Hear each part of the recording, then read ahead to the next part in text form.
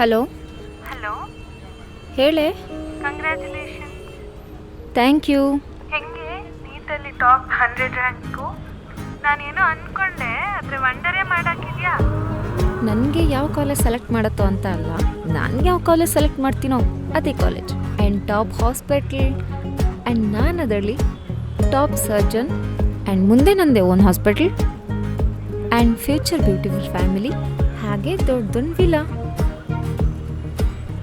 ಸರಿ, ನಾನು call back ಮಾಡ್ತೀನಿ ಕಣೆ.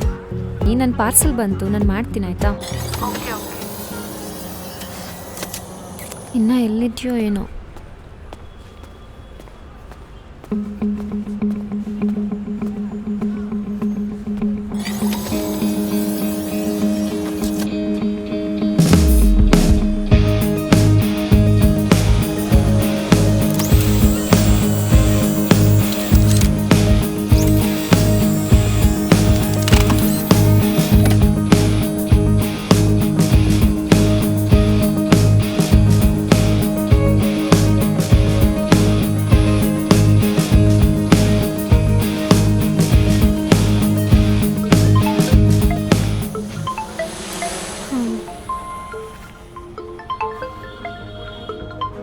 ಹಲೋ.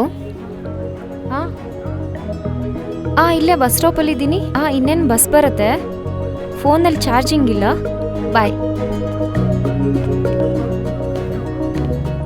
ಹೇಳಿ madam. Vedanarayan. Vedanarayan. U9 ma'am. Hello. Hi ಅಣ್ಣ. ಹಲೋ, ಹೇಳು ಮಗಳೇ. ಅಣ್ಣ, ಬಸ್ ಆಗ್ತಾ ಇದ್ದೀನಿ. Okay okay okay okay. ಇಲ್ಲಿ ಕೊಡ್ತೀನಿ ಫೋನ್. ನನ್ನ ಫೋನ್ ಸ್ವಿಚ್ ಆಫ್ ಅಲ್ಲಮ್ಮ, ಆಗುತ್ತೆ. ಆ ಡ್ರೈವರ್ ನಂಬರ್ ಕೊಟ್ಬಿಡಮ್ಮ. ಓಕೆ ಅಣ್ಣ, ಆಯಿತು. ಓಕೆ, ಒಂದು ನಿಮಿಷ. ಇದು ಅಣ್ಣ. ನಂಬರ್ 70666221. ಓಕೆ ಓಕೆ ಸರ್, ನಾನು ಕರ್ಕೊಂಬಂದು ಬಿಡ್ತೀನಿ ಬಿಡಿ ಸರ್. ಕಾಲ್ ಮಾಡ್ತೀನಿ ಬಿಡಿ ಸರ್. ನೀ ಇಳಿದ ತಕ್ಷಣ ಫೋನ್ ಮಾಡಿ ಮಗಳೇ, ನಾನು ಬಂದು ಪಿಕಪ್ ಮಾಡ್ಕೊತೀನಿ. ಸರಿ ಅಣ್ಣ. Okay, S.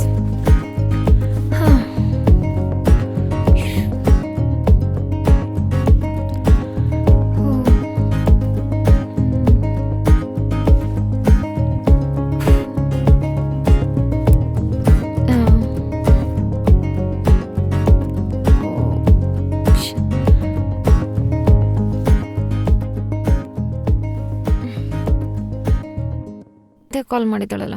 ಹಲೋ. ಓಕೆ, ನಾನು ಊರಿಗೆ ಬಂದಮೇಲೆ ಫೋನ್ ಮಾಡ್ತೀನಿ. ಸರಿ. ಮತ್ತೆ ಕಾಲ್ ಮಾಡ್ತಾಳೆ. ಸ್ವಿಚ್ ಆಫ್ ಮಾಡಿಬಿಡೋಣ.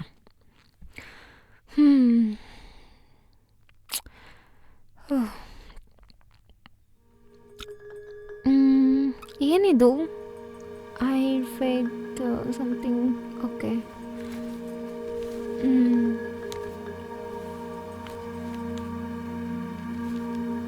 ಅಪ್ಪ ಅಮ್ಮನ. ಅಪ್ಪ ಆಯುರ್ವೇದ, ಅಮ್ಮ ಪ್ರಕೃತಿನ.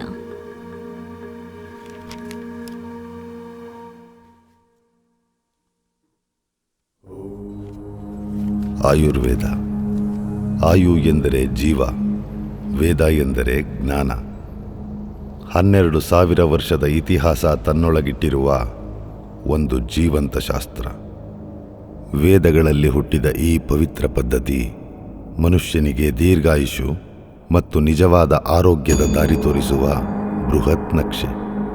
ಇದು ಕೇವಲ ಚಿಕಿತ್ಸೆ ಅಲ್ಲ, ಭಾರತದ ಮಣ್ಣಿನಲ್ಲಿ ಮೂಡಿದ, ನಮ್ಮ ನಾಡಿನ ನಾಡಿಯ ಜೊತೆಗೂಡಿದ ವಿಜ್ಞಾನ.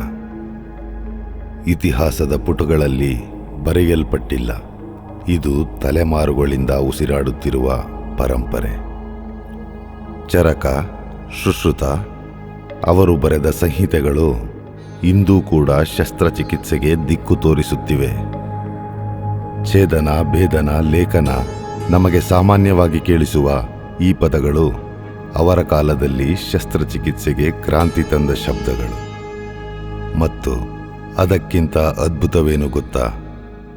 ತಾಯಿಯ ಗರ್ಭದಲ್ಲಿ ಭ್ರೂಣ ತಿಂಗಳಿಗೆ ಹೇಗೆ ಬೆಳೆಯುತ್ತದೆ, ಅದರ ಪ್ರತಿಯೊಂದು ವಿವರವನ್ನು ಆಯುರ್ವೇದ ಸಾವಿರಾರು ವರ್ಷಗಳ ಹಿಂದೆ ಹೇಳಿದೆ. ಇದು ಕೇವಲ ಒಂದು ವಿಜ್ಞಾನ ಅಂತ ಅಲ್ಲ, ಮನುಷ್ಯನ ಜೀವನವನ್ನು ರಕ್ಷಿಸಲು ನಮ್ಮ ಪೂರ್ವಜರು ಸೃಷ್ಟಿಸಿದ ವಿಜ್ಞಾನಕ್ಕಿಂತಲೂ ಆಳವಾದ ಜ್ಞಾನ.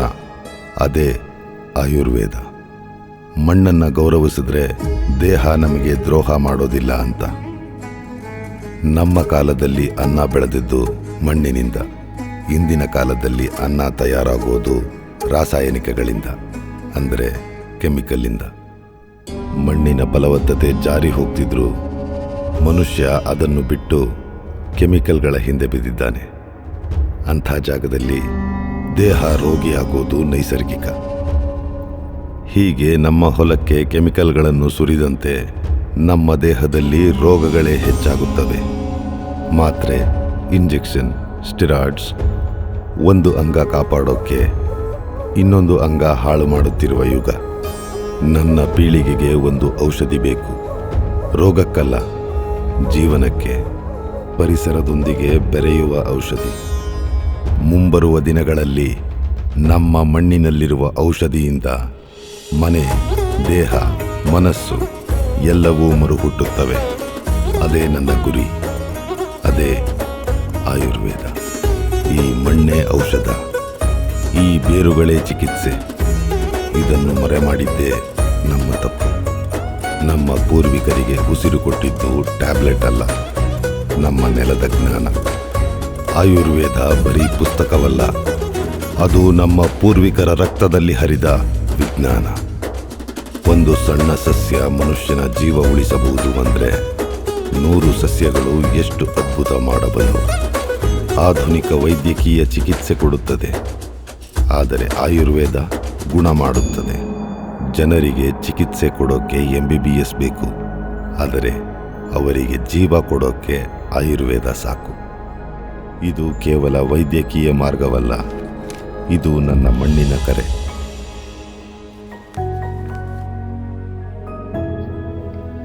ಅಪ್ಪ ಅಮ್ಮ ಹೋಗಿದ್ದ ದಿನ ಡಾಕ್ಟರ್ ಆಗಬೇಕು ಅಂತ ಡಿಸೈಡ್ ಮಾಡಿದೆ. ಆದರೆ ಈಗ ಆಯುರ್ವೇದಿಕ್ ಡಾಕ್ಟರ್ ಆಗಬೇಕು ಅನ್ನಿಸ್ತಿದೆ.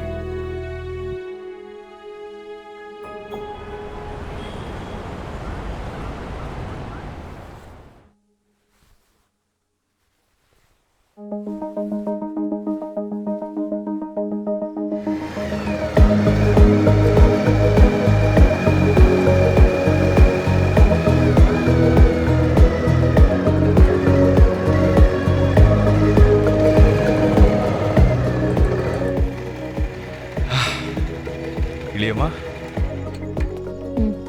ಹೋಗಿ ನೀನು ಕೈಕಾಲು ತೊಳ್ಕೊ. ಅಮೃತ, ಆಯತ್ಕೆ ಅಮೃತ, ನನ್ನ ಗಾಡಿ ಅದ್ಕೆ ಅಣ್ಣ ಕರೀತಿದ್ದಾರೆ.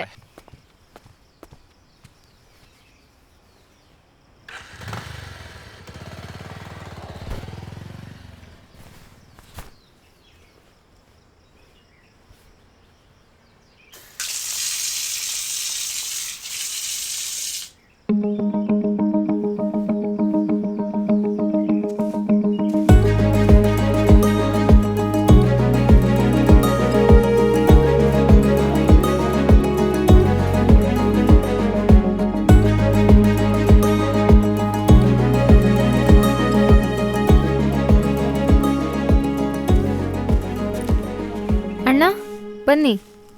ಅದಕ್ಕೆ ಅಮೃತ, ಅದಕ್ಕೆ ಅಮೃತ, ಬನ್ನಿ ಇಲ್ಲಿ. ಇವಾಗ ಇಬ್ರು ಆಶೀರ್ವಾದ ಮಾಡಿ. ಚೆನ್ನಾಗಿರಮ್ಮ, ಬಂದೇ ಇರು. ಅದೇನು ಅಡುಗೆ ಮನೇಲಿ ಇಟ್ಟಿದೆಯೋ?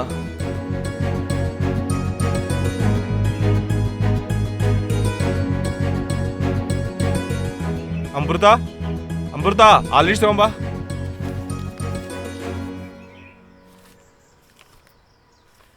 ಟಾಪ್ ಕಾಲೇಜಸ್ ಎಲ್ಲ ಐತೆ. ನಿನ್ಗೆ ಯಾವ ಕಾಲೇಜ್ ಬೇಕು ಸೆಲೆಕ್ಟ್ ಮಾಡ್ಕೊ.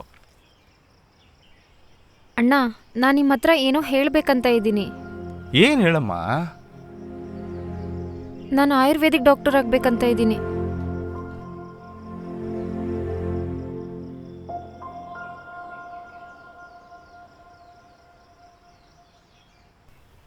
ಯಾಕೆ, ಏನಾಯ್ತು?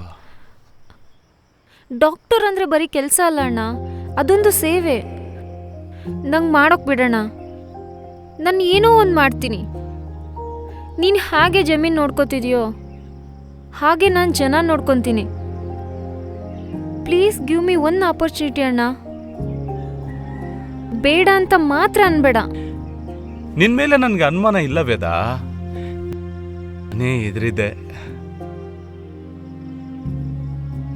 ಎಲ್ಲಿ ನಿನ್ ಮುಂದಿನ ಭವಿಷ್ಯ ಹಾಳು ಮಾಡ್ಕೊಂತೀಯ ಅಂತ ಅದೊಂದು ಭಯ ಅಷ್ಟೇ. ಅಪ್ಪ ಅಮ್ಮನ ನೋವು ನೋಡ್ದಾಗ್ಲಿ ನಾನು ಬದಲಾದೆ. ಅವ್ರು ಎಷ್ಟು ಔಷಧಿ ತಗೊಂಡ್ರು ಅವ್ರ ದೇಹಕ್ಕಾಗ್ತಿರೋ ಸೈಡ್ ಎಫೆಕ್ಟ್ಸ್ನ ತಡ್ಕೊಳಕ್ಕೆ ಆಗಿಲ್ಲ. ಅವ್ರ ನೋವು ಆ ಕಣ್ಣಲ್ಲಿ ಕಾಣಿಸ್ತಿತ್ತು. ಅದ್ ನನ್ನ ಕೈಲಿ ಇವತ್ತು ಮರೆಯಕ್ಕಾಗ್ತಿಲ್ಲ. ಅವ್ರು ಹೋದ ದಿನ ನಾನೊಂದು ತೀರ್ಮಾನ ಮಾಡಿದೆ, ಇನ್ ಯಾರಿಗೂ ಯಾವತ್ತೂ ಈ ನೋವು ಕಾಡ್ಬಾರ್ದು ಅಂತ.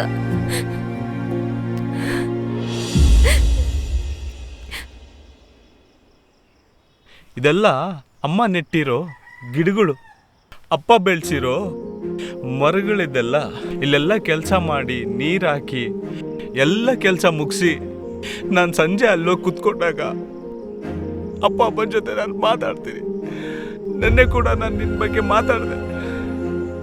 ಅಪ್ಪ ಏನಂದ್ರು ಗೊತ್ತಾ, ಯಾವುದೇ ಕಾರಣಕ್ಕೂ ಜಮೀನು ಮಾತ್ರ ಮಾಡಬೇಡ, ಅವಳ ಬಗ್ಗೆ ನಾನು ನೋಡ್ಕೊತೀನಿ, ನಿನ್ನ ಮಾರಕ್ಕೆ ಹೋಗ್ಬೇಡ,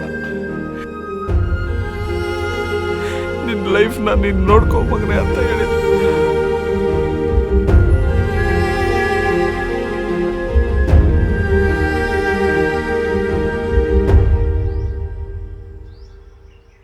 ಕಂಗ್ರ್ಯಾಚುಲೇಷನ್. ಬರೋ ಕುತ್ಕೋ ಬಾ. ನೋಡೋ, ನಿನ್ನ ತಂಗಿ ಆಯುರ್ವೇದಿಕ್ ಡಾಕ್ಟರ್ ಆಗ್ತಾ ಇದ್ದಾಳೆ. ಏಯ್, ನಿಮ್ಮಿಬ್ಬರಿಗೂ ಬುದ್ಧಿ ಗಿದ್ದಿ ಕೆಟ್ಟಿದ್ಯಾ? ನೀಟಲ್ಲಿ ಟಾಪ್ 100 ರ್ಯಾಂಕ್ ಬಂದು ಆಯುರ್ವೇದಿಕ್ ಡಾಕ್ಟರ್ ಆಗ್ತಿದ್ಯಾ? ನಮ್ಮಪ್ಪ ನಮ್ಮಮ್ಮ ಸತ್ತಂಗೆ ಯಾರಿಗೂ ಆ ಸಾವು ಬರಬಾರ್ದು. ಮಾಡು ಮಗಳೇ, ನಿನ್ನ ಹಿಂದೆ ನಾನು ಇರ್ತೀನಿ. ಅದೇನಾಗುತ್ತೋ ನೋಡೋಣ, ನಡಿ ಮಗಳೇ.